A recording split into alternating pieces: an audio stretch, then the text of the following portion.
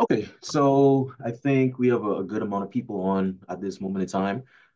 So let me, okay, so let me just introduce myself. So my name is Clem Neely, and I am the mobility marketing coordinator at MetroLink Tulsa. And so today we're going to be doing a public meeting. Today is the second day of three different public meetings that we're going to be doing this week. The first one was yesterday at DAS, and today for the people that wouldn't be able to make it to that one, it's going to be the same thing. We're just going to be talking about the very few changes that we have going on, a couple expansions that we're going to be talking about, and um, and then tomorrow it's going to be at Midtown Memorial Station at 2 p.m. So if you want to come see us in person, if you're able to make that, you can also attend that as well. But they're all going to be the same thing. So if you go to one, you don't need to go to the other ones. And just in case anybody missed it, if you can just write your name in the chat box if you haven't already, your first and last name, so we can just take a note of everybody that has attended. Um, and I just want to take a moment to just introduce the team. So we have Chase Phillips, who is our planning director. He is going to be doing um, the presentation. We also have on the call Brianna McCutcheon, who is the marketing manager. And I believe we also have Rebecca Wallner, who is our CFO here at MetroLink. So I think, yeah, everybody's in. So I'm gonna hand it over to Chase Phillips, and he's gonna just take you through all the changes that's going on, and then after he's done, we're gonna take a few questions. So I'll just have you put your questions in the chat box, and either me, Chase, Brianna, or Rebecca will answer your questions. So whenever Chase gets done, you can just put your questions in the chat box, and we'll go from there. So I'll hand it over to Chase at this time. Thank you, Clem. Good morning, everybody. So we've got a short presentation today, and really how I've structured this, I'm going to go a few slides over microtransit, some of our rideshare changes, which is about a year underway now. We've had that service for about a year, and we've learned a lot about it, and are still learning a lot about it. But I'll go over kind of some of the small changes that we're continuing to make there, and then I'll talk about our fixed route changes. And so that's this sign up. There's not any changes outside of those two services.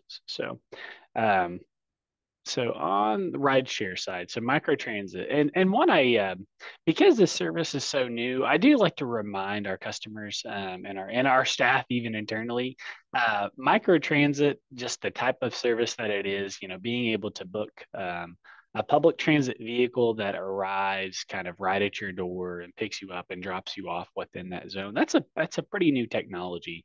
And so, one, we've seen just over the last year, since we launched, ridership has increased virtually every month for the last 12 months. So, I mean, we know that the customers like it overall. There have been some challenges, certainly, and some growing pains in some way, but overall ridership, it really has increased. That service largely replaced our Nightline service that have been in existence in the past, and it's increased the ridership there. We think comparing the two, it's a better service overall, and so we have seen microtransit to be a success, and so we're really excited about that, and we think that that's going to continue to grow, especially as we improve the service overall. And so some of these changes that you're going to see here really kind of are a reflection of some of that. We're combining some zones, we're expanding some zones. We're basically doing some things. It's largely just kind of fine tuning. We're finding out where people want to go in our system. That's kind of a new piece of information that we really just haven't had before, since customers actually are booking, point to point destinations. That's a level of like transportation planning detail that's just never been available to us.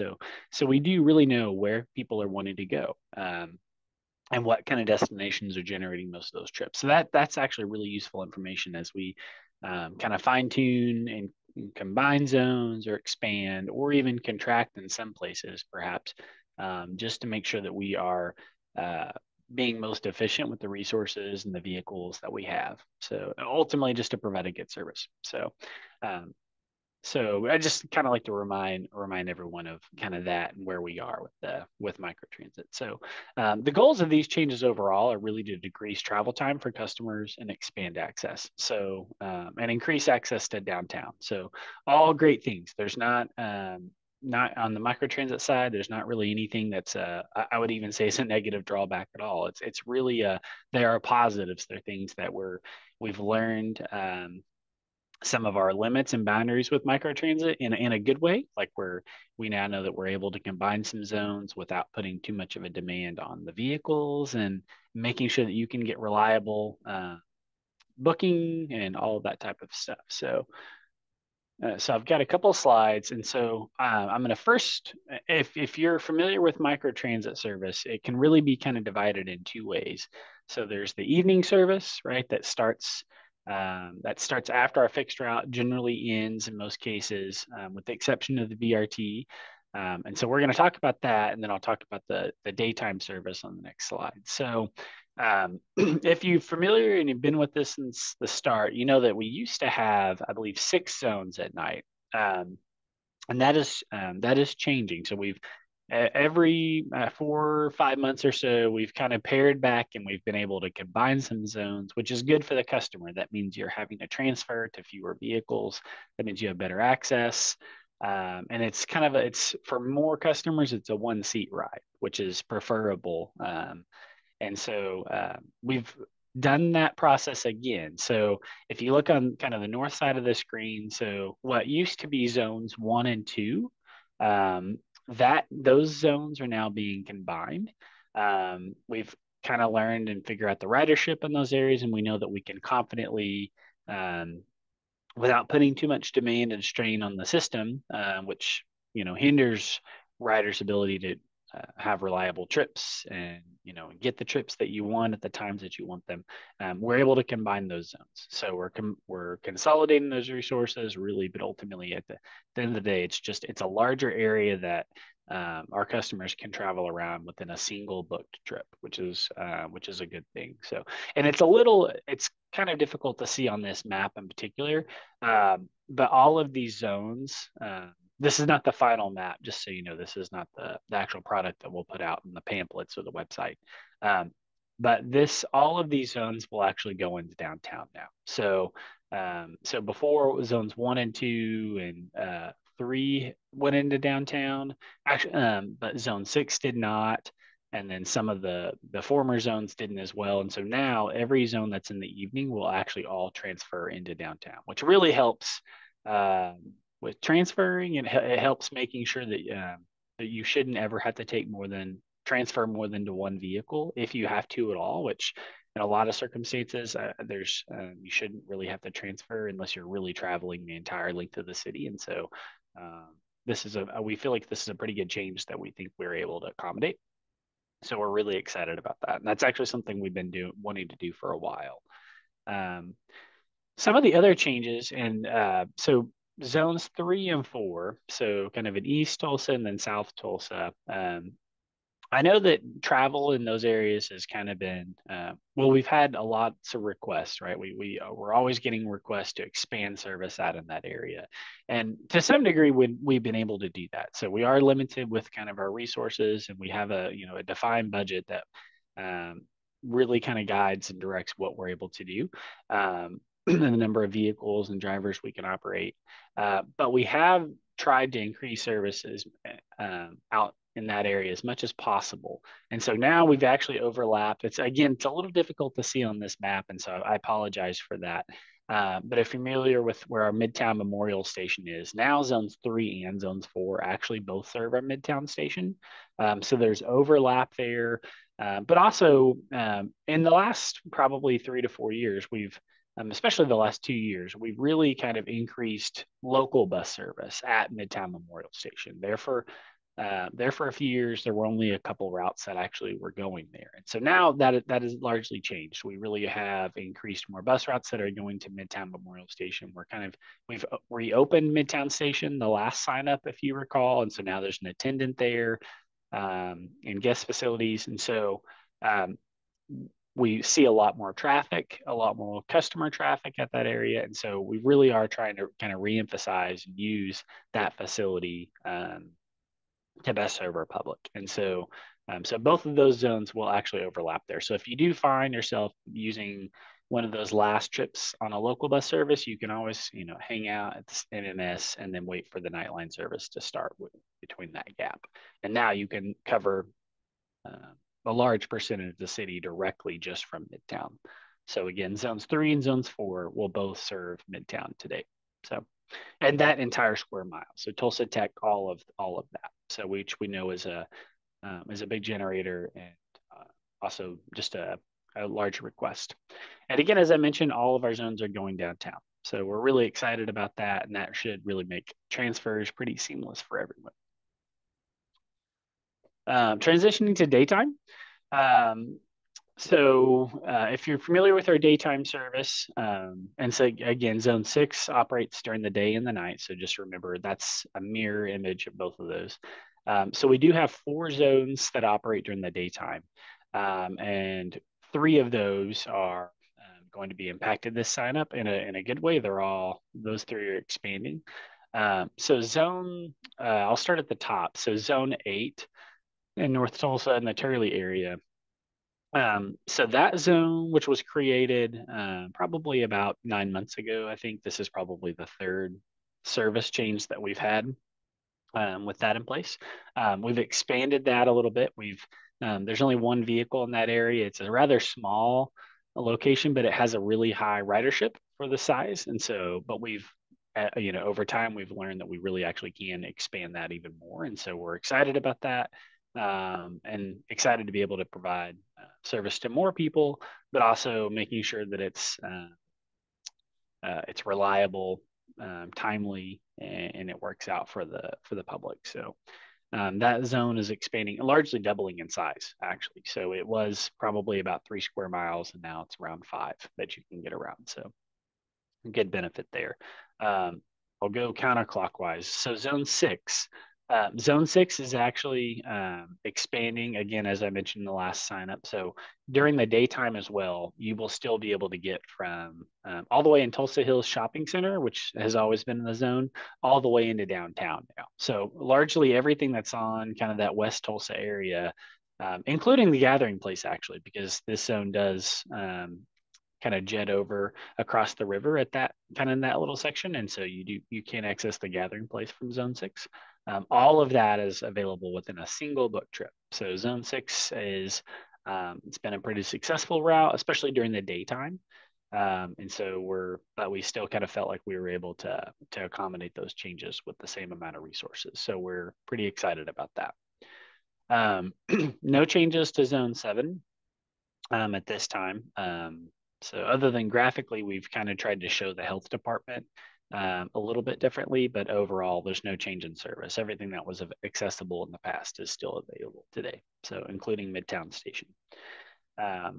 Zone 9, so this is the last one. So Zone 9, a little bit of backstory, because I do like to kind of be transparent and let our customers understand kind of why they see a new route, perhaps, and maybe some of the backstory on that. So Zone 9 really, I think the spirit and the heart of that service really is trying to provide job access to a lot of the new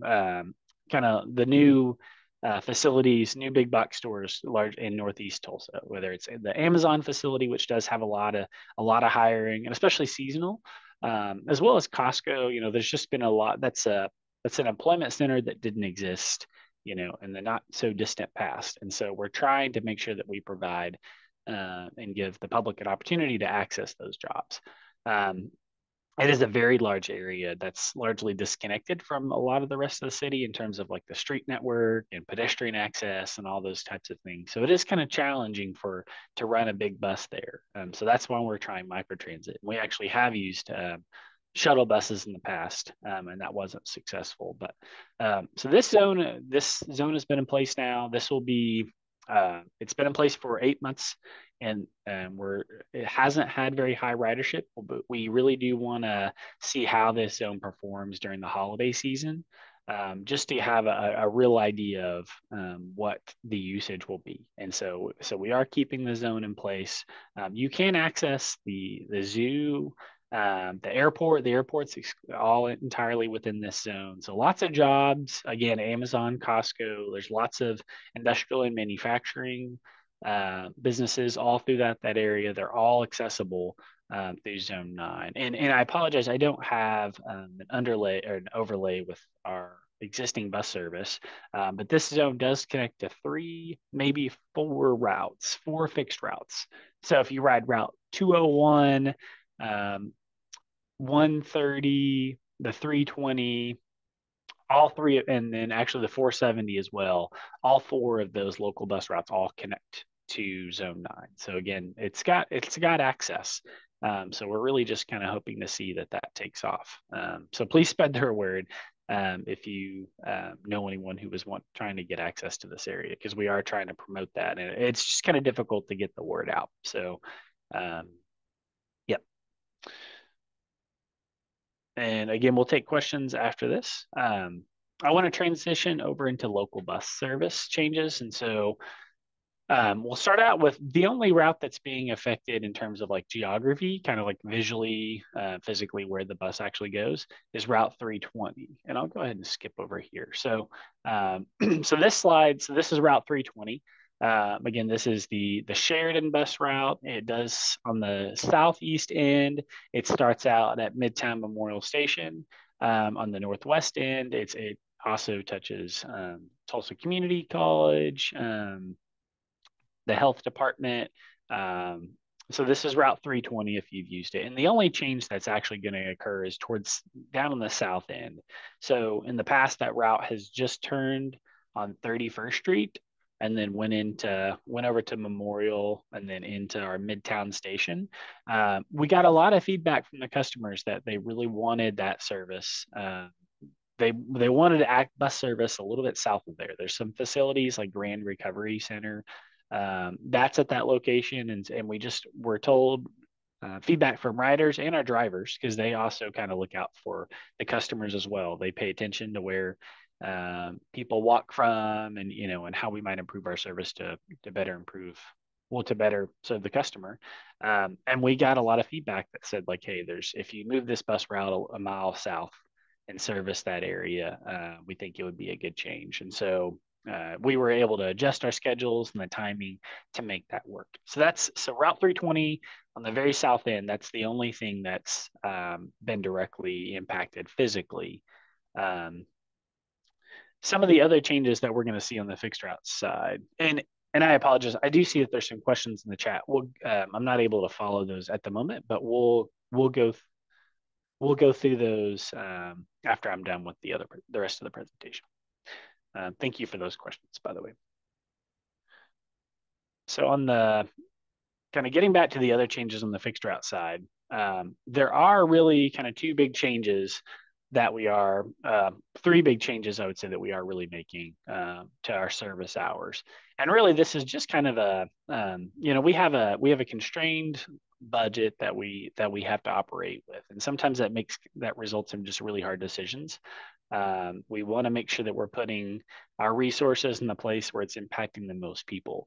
And also, sometimes we, like every other transit agency or really anyone in logistics and freight, this is a very common concern at this point. But we do have driver challenges as well, and driver retention. Everyone's offering more bonuses. There's a lot of competition for that. It's a really high in demand occupation. And we've had to respond to those challenges in some ways, and just to make sure that we can continue to provide a reliable service, and we're not having to cut bus routes or anything in the middle, like unexpectedly, on a Saturday or something like that, because that is something we've had to do recently. We're trying to consolidate our hours to something that we know that we can operate within our budget and the amount of drivers that we have on staff.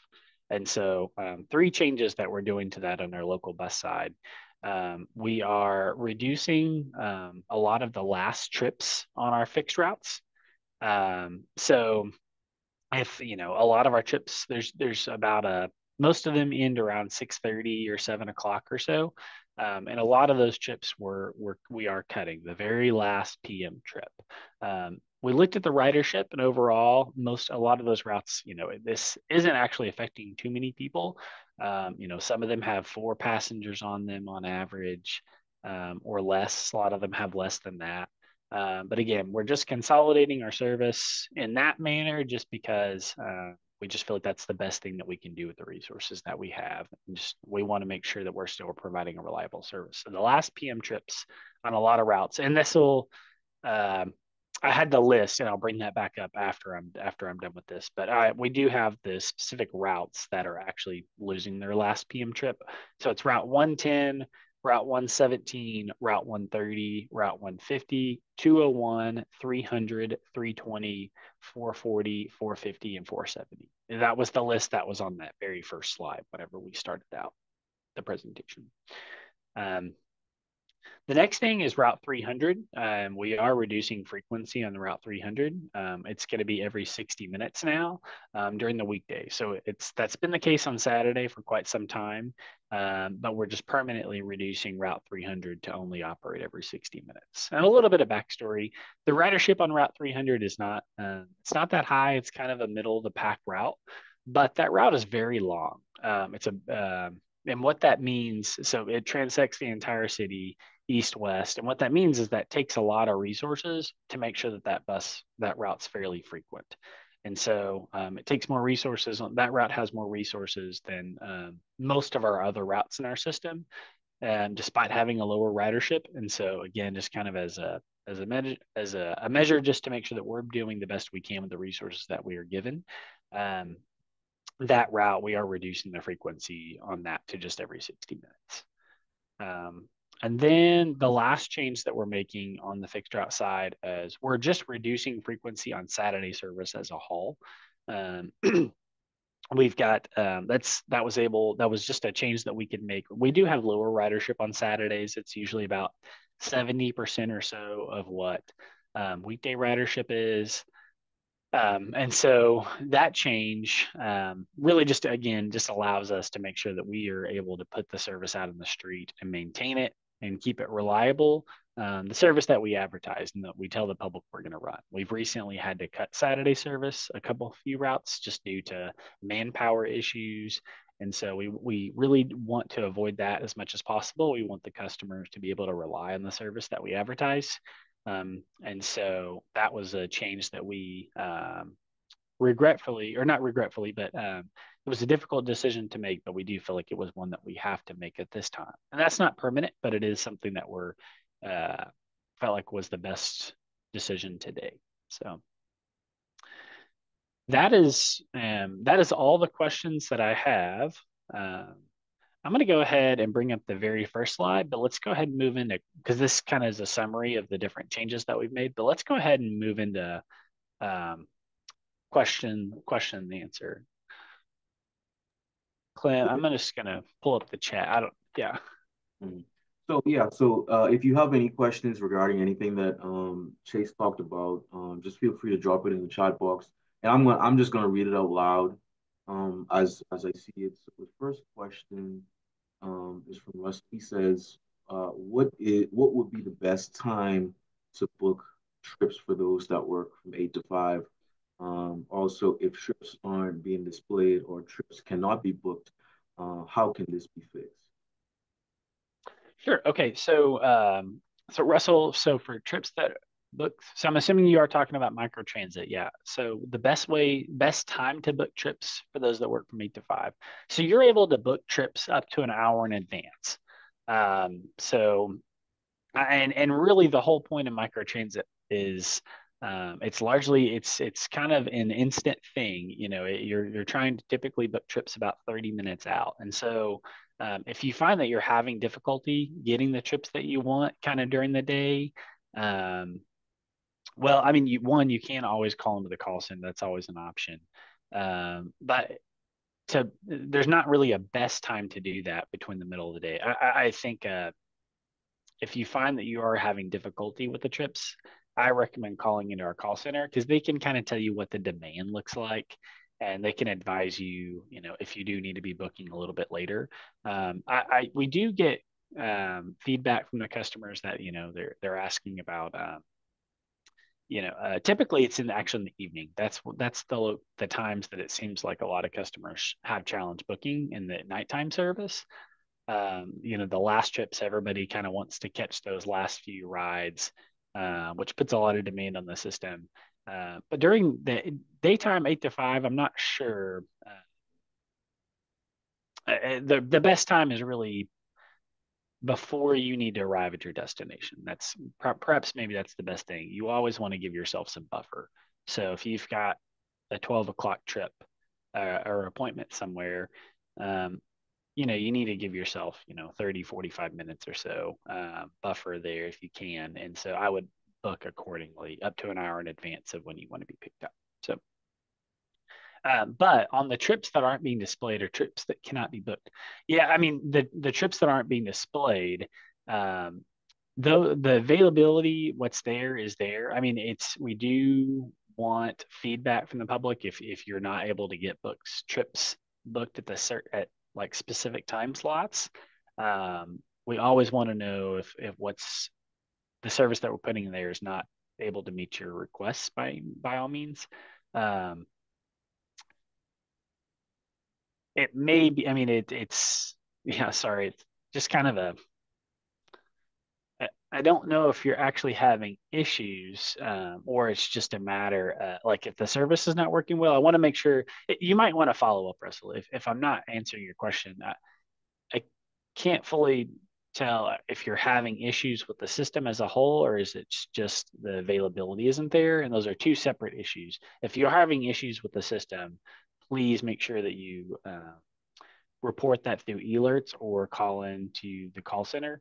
Either one of those, because we want to make sure that the stuff that we have out is working for you, the public as a whole. And then feedback in general, also if the trips just aren't available, but that is a separate issue. High peak areas, high peak times um, are kind of what they are. And so we can respond by adding more service, but again, that does kind of end up coming from somewhere else. So that's a challenge. Feel free to respond further, Russell, if I'm not answering your question. So.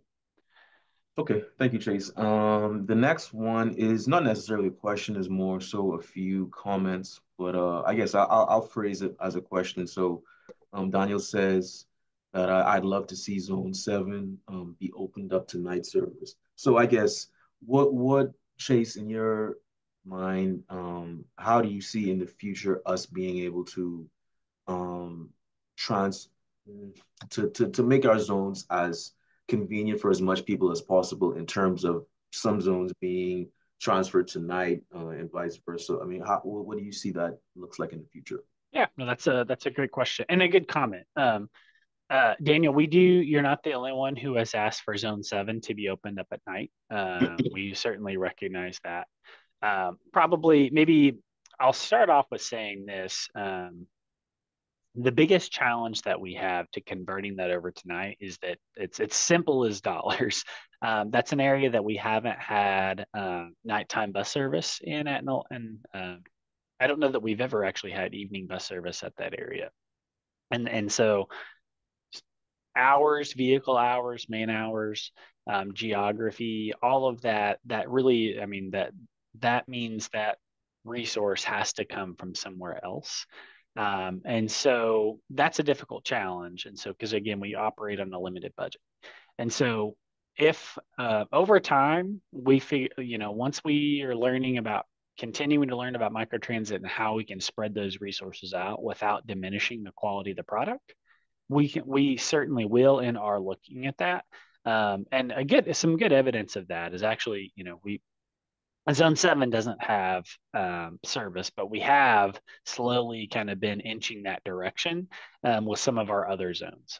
We want to take responsible risk, and so we have done that in that area. But no, we haven't opened Zone 7 up fully at night, largely because we just know that would be X amount of vehicles and X amount of drivers, which is an additional tap on our resources that are already constrained. So that's just a challenge. If we, the ridership in Zone 7 has during the daytime has done well.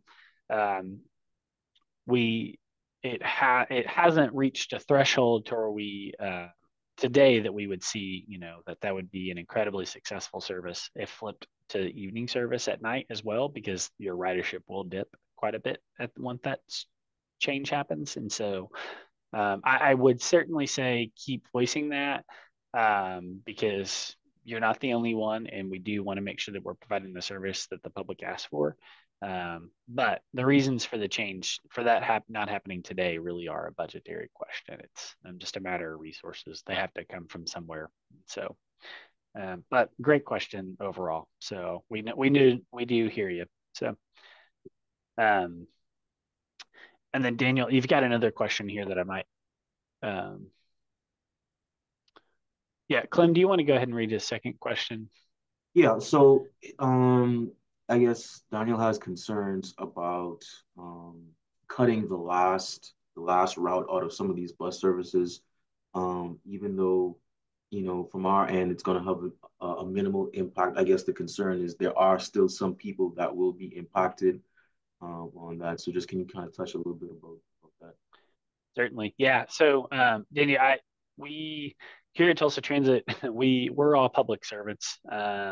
Which means we feel very strongly for not just the service that we put out on the street and the product and the thing that we all work towards every day, but also the people that we serve, the taxpayers, the citizens, people who really rely on our service, and find it to be an essential thing in their daily lives. So we really don't make any of these changes lightly. It's not just a financial number to us. It's we recognize that that's access to a job that somebody has to have, and so we really don't take these changes lightly. We do look at all the ridership, and so we do actually know how much we're actually impacting, and also what the cost is to that. Um, one thing I can say is that we're not just going about every last trip and then just cutting them. We are making some adjustments. So maybe there might be some later starts if there were some services that the last trip gets them a little too close to that 5 o'clock hour. That's not something that we want to do. So we are making some adjustments to the schedule as a whole to try to push the timing of those routes and to the later hours much as possible.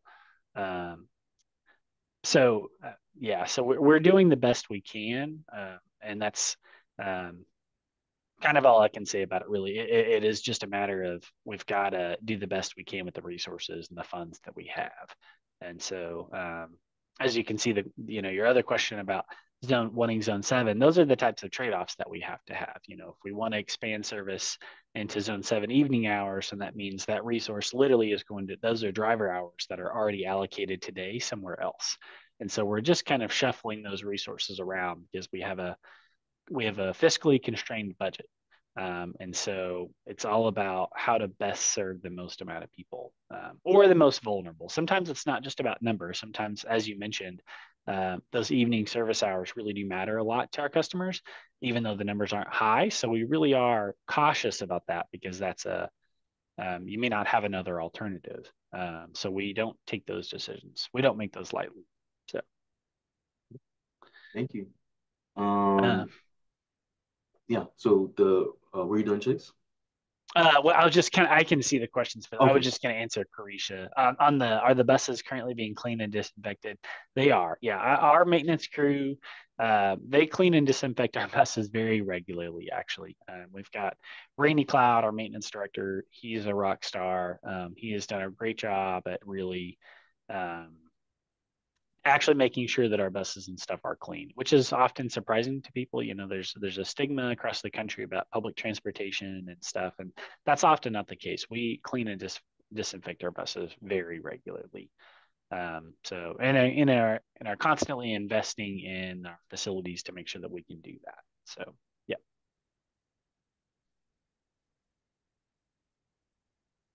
Right. The next one. I guess before we end, because I knew a few people kind of hopped on, while you were doing your presentation. So I guess we can just do a quick overview of this screen right here, just to let people know in a nutshell, what's being changed. Yeah, you bet. Yeah, so Ollie, we see your question there. So overall, their service changes are kind of classified into two areas. So it's rideshare, so the microtransit service, and then our fixed route, which is the local bus changes. So on on rideshare, we only have a few slides, so I'll go ahead and show the map really quick. So on the rideshare side, we're combining zones 1 and 2. All zones in the evening will now go into downtown. And zone 6 is expanded in West Tulsa and going all the way into downtown. And zones 3 and 4 are actually being expanded, and they both now overlap at Midtown Memorial Station. That's all just to kind of help um, improve transfers, reduce the number of transfers that customers need, the number of vehicles and trips that they need to book. So all great things there. On the daytime side, not too much, but some small expansions on each zone. Again, zone 6 is going into downtown. Zone 8 in North Tulsa and Turley is being expanded and growing. Zone 9 has grown a little bit now. It now touches Admiral on the south end. And Zone 7 hasn't been expanded up to this point. On the fixed route side, again, I'll go show this other map. Route 320 is changing on the south end. It's going, instead of turning eastbound on 31st Street and going to Midtown Memorial Station, it now goes all the way down to 41st Street. It continues on Sheridan down to 41st and then over to Memorial and then up into Midtown Memorial Station.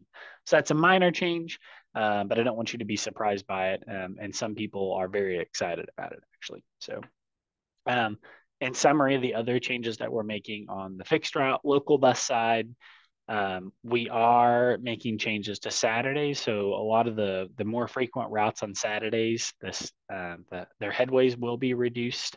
Again, this is just kind of making sure that we're responding to our budget constraints that we have and our manpower challenges that are kind of going on nationwide. So frequencies are being reduced on Saturdays. Route 300 is being permanently reduced to every 60 minutes. It's the same as that it is on Saturday today. It will just also look like that on Monday through Friday. And then the last big change that's happening to fixed route is we're reducing and cutting a lot of the last evening trips. Not on every route, but the list that you see here, that's predominantly and we are adjusting some of that accordingly. So we'll still kind of shift the previous trip a little bit more late, maybe with late starts, stuff like that. But overall, the last evening trip on many of our routes is actually being cut to just make sure that we're able to fund the service that we're putting out on the street, and able to make sure that we have enough drivers and operators to reliably provide that service. So that's the summary of all the changes. Thank you, Chase. And then so the last question I see here is in regard to booking trips using Telsa's Power Transit program, which is the Link Assist. What is the best time to book through GoPass? And if trips are not being displayed in GoPass, or cannot be booked in GoPass, what's the best way this issue can be resolved? Okay, so with booking through GoPass, I believe that is I believe that's a 48-hour limit. Like you can't book trips within 48 hours, if I remember correctly.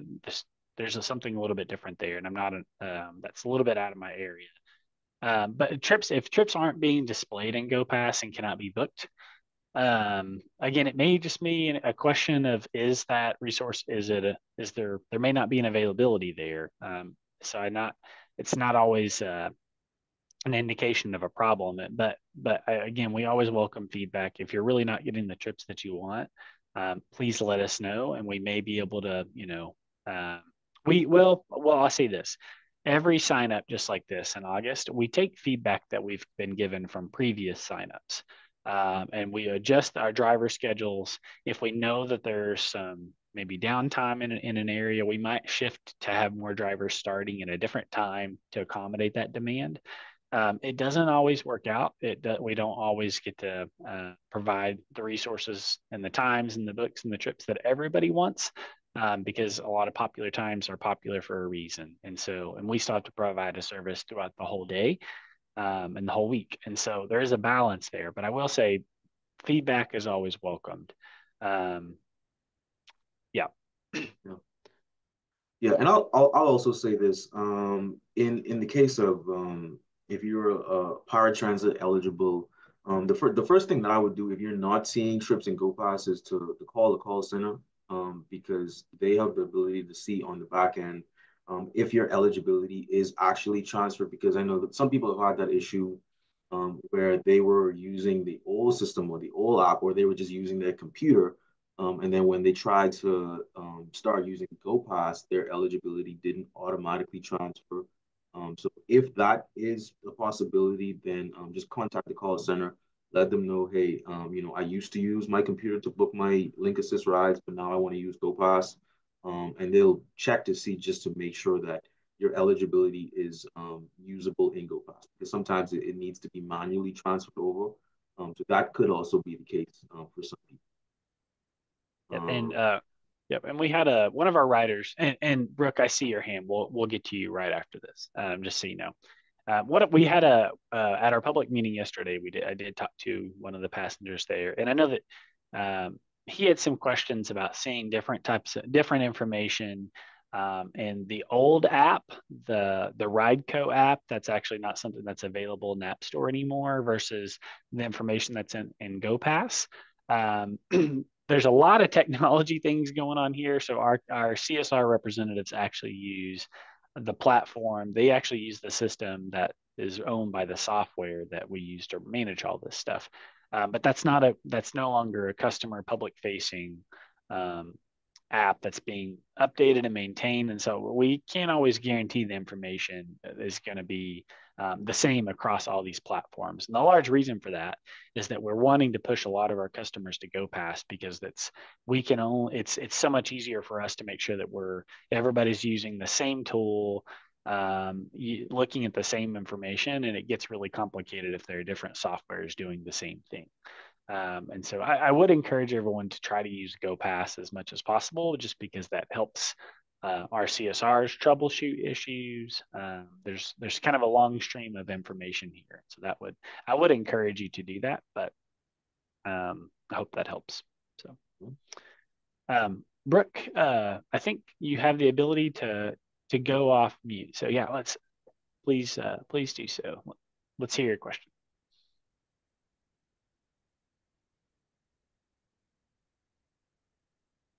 Clem, I think there we go. Okay. Can you hear me? Am I I can, audible? yeah. yes. Okay. Yes. Thank you. Okay, so I don't know if you want to take a few notes, or if you have someone to take notes, or if there's a person I should be contacting. But I have a few things that I would like um, you folks as responsible officials to keep in mind. um, from a writer perspective, so the first thing is I wonder if we could change the language that we use to communicate about um, how these zones are divided, because zones 1, 2, 3, 4, 5, 8, 9, all these things, they don't make sense to me as a blind person. I don't know if you're showing a map, but that's not going to be helpful to me. So I don't know even what zone I'm in. So I wonder if we could look into very soon using a different language to communicate what these zones entail. Like, for example, I don't know, like Pine and Sheridan, or neighborhoods, or something like that. That makes more sense for ridership to understand without having to view a map. That's the first thing. I don't know if you want me to continue, or if you want to address one thing at a time. How would you prefer? Well, oh yeah. What I would say is, for everyone at MetroLink, it's a learning experience for everybody. So like we said, we always want feedback from the public. Any suggestions that you have that you think could help, we're always willing to hear it out. You know, we're not perfect. We're not, you know, we don't know everyone's circumstance. So the best thing would be what we're doing right here, which is just hearing you out and hearing any suggestions that you have. So I'm happy to hear you out. Any suggestions that you have, we'll take into account. But yeah, you can go ahead and continue. Okay. So the next thing that's on my mind are um, especially with regard to these maps and things, but also the website entirely. I would like to know what the staff's experience is with the website content accessibility guidelines. How are they working on those guidelines to ensure that everything's usable? I've completed a few, well, no, I should say I've attempted to complete a few surveys that were sent out. And by the end, there was one time when I was not able to select all the proper options. There was another time where I was prevented from submitting the entire survey.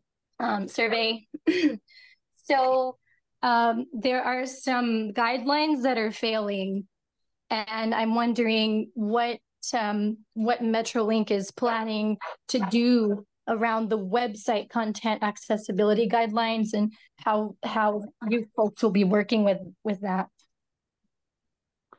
Hey, Brick, if you don't, on the surveys, what were those surveys actually listed on the website, or was it an email, or what was the platform that those surveys? One came from the email, and of course you were directed to a link.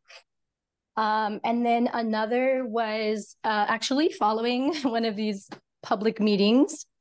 And then that one, I believe in that one, I may have been able to submit it, but that one I was not able to select the proper options, and therefore was not able to complete the survey in the proper way. Okay. Okay. Yeah. Well, That wasn't yeah, what I can say is, so for most of the surveys that we do, we don't host it through our website. We use SurveyMonkey. So if you got most likely if you got a survey from us, it would have been hosted through SurveyMonkey. So there's not a lot that we can do to you know, ensure that it's accessible on their end. In terms of the website in general, I mean, you know, there is any feedback we have on any particular webpage or any particular thing that you're having trouble with. That's something that as long as you point it out to us, we can take a look at it and see how we can improve it. How do I I'll kind of speak on this. Hi, Brooke. This is Brianna McCutcheon. I'm the marketing manager at Tulsa Transit, and I hear your issue. We have issues with our website all the time, so you're not the first one. We're definitely working through those kinks, and it does help to know where these issues lie, because sometimes with the website and the back end and how it works is sometimes you change one thing and it's a chain of events, and sometimes we don't know when one thing's changed that another page has been affected or something along those lines. So definitely let us know when you see an issue. We'll take a look at it and get that taken care of. And as far as those surveys, yes, we use a third-party service to send those out. So there's not a whole lot we can do. Our hands are tied. But again, if you let us know, there may be a way we can reach out to them and let them know, hey, there's some accessibility issues we're having on our end.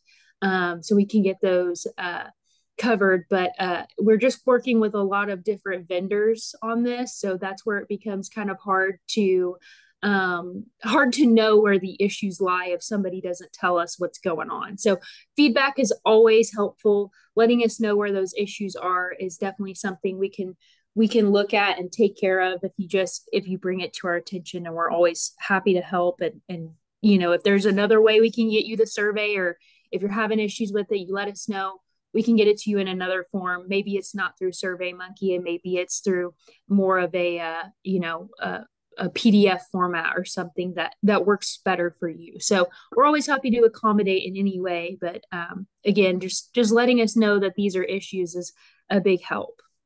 Okay, what's the best way to provide such feedback?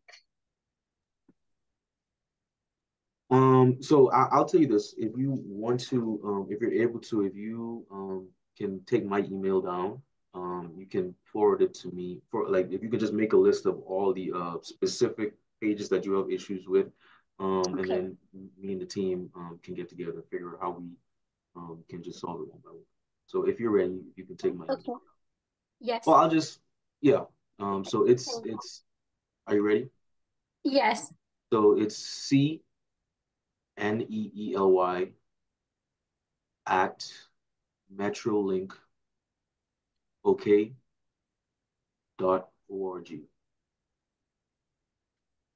Okay. Thank you. And then someone actually mentioned it. We have the signage problem I see in the chat. So there are several, and you're probably going to tell me these are BRTs, and I don't know, but we'll see. There are several signs that are supposed to talk, and when you press the button, I have a video. I cannot express to you, there are no words literally coming out of this. It says, like, I'm not even exaggerating. It's not, there are no words that come out of this machine, this sign. They're supposed to talk. And I know one that I visit frequently is on about 20, it's probably about 31st in Peoria. It's almost a 31st, somewhere between 29th and 30th. So I take that bus a lot. But there are others. There are others downtown. I've seen others, and they're supposed to talk. They're supposed to perhaps read the schedule. I don't know. But when you press the button, no, no comprehensible language is obtained from that. So that I don't know if that's feedback you want me to give you in the email, or if it's something that doesn't belong to you. But here's things that we do need to keep in mind. Just when we contract with vendors, we have to make sure that those vendors adhere to guidelines, right? So, just choosing vendors and then kind of, we don't want to contract with vendors that don't provide access for all. Yeah, Brooke, please, I would say definitely report that to one, the email to Clem is great, as well as eAlerts. That's kind of our platform that we're really wanting to get a lot of complaints through, or just public notification about something being broke. So I would assume that that's probably a product of being vandalized. Yeah, please let us know so that we can get those fixed. We recognize that that's a very important tool and function and feature, and it's there and it should work properly. And so we want to make sure that we get that fixed. So yeah, please report. I don't know. I don't know if that one could have been vandalized. I think it was recorded that way. I have no idea. Okay. But, Oh yeah. Either way, please let us know. Yeah, yeah, that's great feedback. So right, thank you so much, everyone. Thank you, Brooke. So we have a couple more questions. We have a few more minutes here. I want to get through as much as we can. So Carisha asks, are the 31-day passes good for Microlink as well? Yes, they are. Yes. Microlink and fixed route, they all work on the same system. So the passes that you buy for fixed route buses can also be used for Microlink as well. A few people love to go past app. I'm happy to see that. Michelle asks, is the city working to improve the accessibility to bus stops such as safe sidewalks, additional signage, shade, seating, etc.?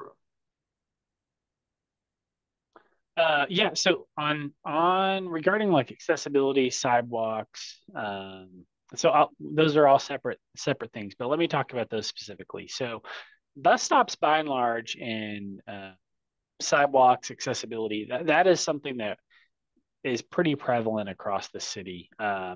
As a former bus rider myself and someone who spends a lot of time out in the street, but I'm also privileged enough to like be able to navigate the city, whenever there's accessibility issues. So I recognize that that's a really big challenge for a lot of people, and I do want you to know that I empathize with you.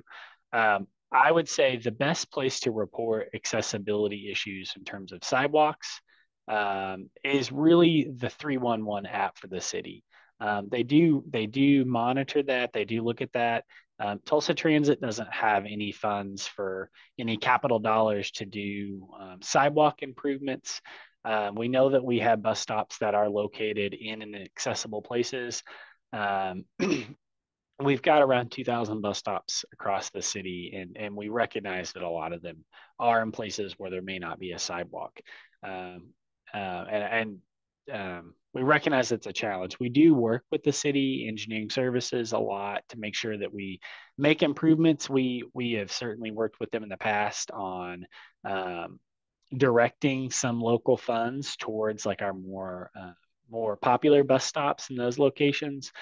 Just yesterday, I worked with them on coordinating on constructing a new sidewalk that does serve a lot of our bus stops that don't exist today. There's not a sidewalk today, but by and large, I think probably the most as a Tulsa resident, I think the most effective thing that you can really do is report accessibility issues and concerns pertaining to sidewalks to the city of Tulsa through the 311 app, because that information, it creates a record. It's geospatial, so they know exactly where you're wanting to see that service, and that's a pretty effective tool. We actually do that internally some whenever we do see those, but again, that's kind of it's a function that we're not really equipped to deal with. We don't actually have the authority to construct sidewalks within the city of right of way. So that really is a bigger challenge, a different challenge than us. But certainly we hear you, and we do try. I will say this: we do our absolute best to locate stops and shelters in accessible locations. We go through. We do our best to try to make sure that service is there available.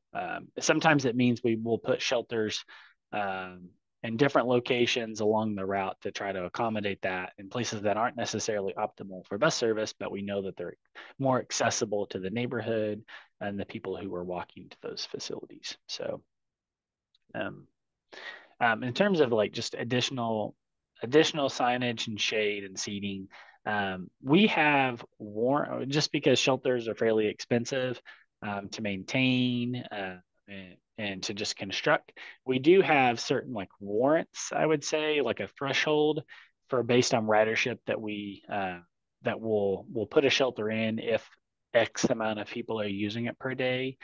And so certainly put in a request if you want to shelter somewhere. I can't guarantee that we will be able to do that, but it's certainly something that we would take the time to look at. We would look at the ridership for the last year at that location, see if we have any available shelters that could be moved there. So please certainly put in the request. So. Thank you. I see one more person, iPhone with their hand up. I don't want to miss you. So if you have a question, feel free to unmute and ask. Yeah, good morning, Clem and Chase and Brianna. I just wanted to echo what you said about Metrolink GoPass. Correct. It is 48 hours. We can only book currently in GoPass. When looking at Link Assist, the rest of the general public could book 3 days out.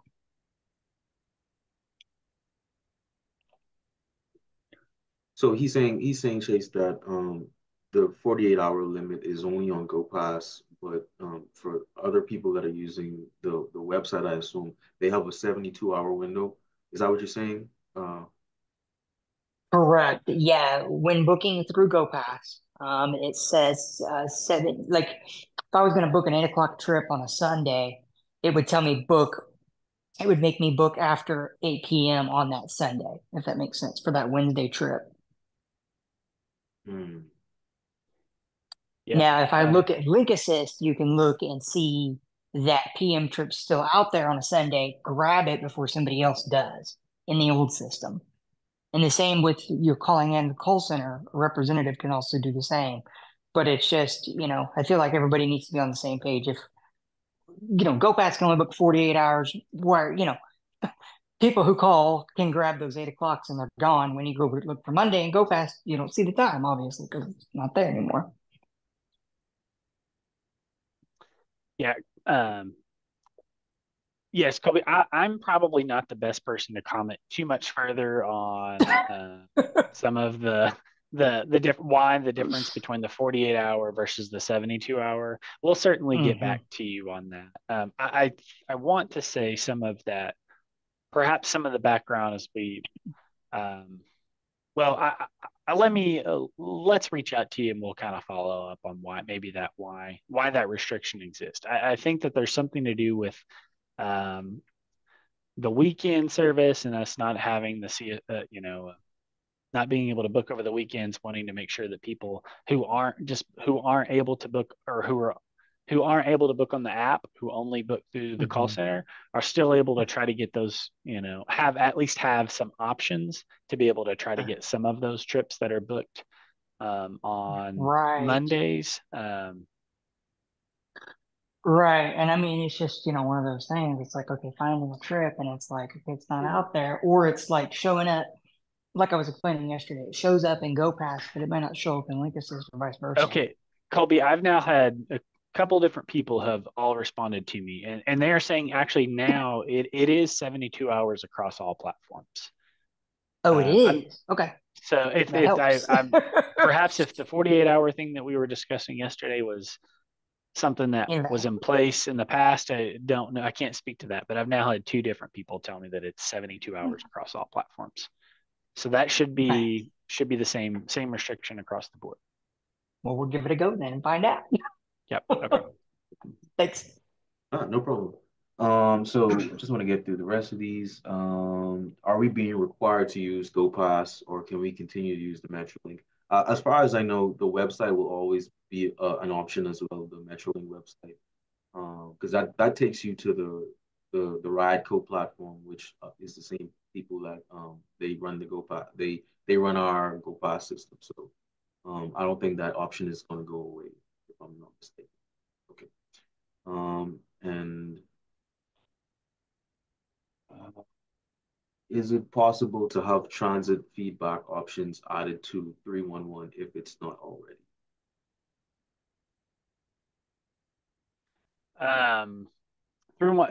That's something that I probably can't answer. 311 is not our specific app. You can always reach out to the city. I don't know what that looks like on their end. I would love it if you could be able to provide direct transit feedback through that app, because I think it's a great app. I think it's a great product that the city's using. And I, as a city resident, also use it and have had a lot of success reporting issues through that. But would happily, I think that we may have asked in the past, but I don't. That's really a bigger question than us. So, but feel free to put that request in the city. So. And then the last question I see here is, what are we doing about the people who are not riding the bus, but taking up the bus stop seats and are making them dirty? Yeah. So really, I mean, we have certain like levels of enforcement that we're willing to do. We typically will make passengers deboard at the end of the line if they have not already, unless they just got on the bus, just a few blocks before that. We just trying to make sure that we really don't have people who are just riding our bus aimlessly without a destination. They certainly have to pay fare to get on the bus, unless it happens to be one of our free fare days. But we really do our best to make sure that we don't have, people who are just riding our buses without a destination to go to. By and large, we are a public service. We are our buses are accessible to everyone. And so there is only so much that we can do or want to do in that regard. We want to make sure that our buses feel safe for everyone. We have transit security that's always available that do respond to incidents very promptly. So, there are some challenges there. But by and large, everybody has to be able to get around. And so as long as someone pays the fare and they're not just, no one's camping out on our buses by any means. That's not the case. So they are using it for transportation. And we regulate that as much as we can within the boundaries that we're able to do. So I hope that helps. Well, thank you, Chase. So yes, so Rebecca says that we will bring all of these issues up to the developers. So the issue with the Go Pass timing, booking, link assist, we're gonna take a look at all of that stuff. But I don't think we have any more questions, and I know we're kind of over, so I just want to be respectful to everybody's time. So thank you again, everybody, for coming. Thank you, Chase. Thank you, Brianna. Thank you, Rebecca. Thank you for everybody that asked the question. So this whole meeting is going to be recorded, and it's going to be on our website by the end of the day. So if anything you missed or if you got in a little late, you'll always be able to go back and just kind of look through just to see anything you missed. And then tomorrow will be our last meeting for the week. It's going to be in person at MMS, Midtown Memorial Station, at 2 p.m. from 2 p.m. to 3 p.m. So if you're able to attend, if you have any more issues that you want to address to us in person, feel free to come on. That's going to be at 2 p.m. tomorrow. So thank you, everybody, and I hope you have a great day and enjoy the rest of your week.